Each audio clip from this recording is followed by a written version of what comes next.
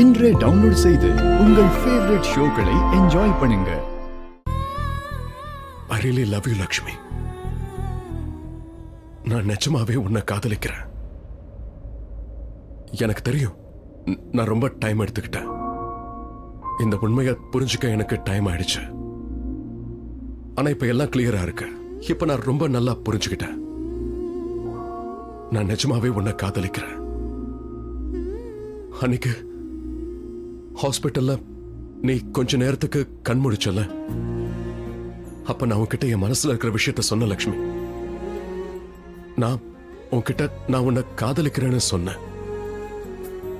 அதனாலதான் நீ கஷ்டப்படும் போது எனக்கும் கஷ்டமா இருந்தது. உன்னோட சந்தோஷத்துல நானும் சந்தோஷப்பட்டேன்.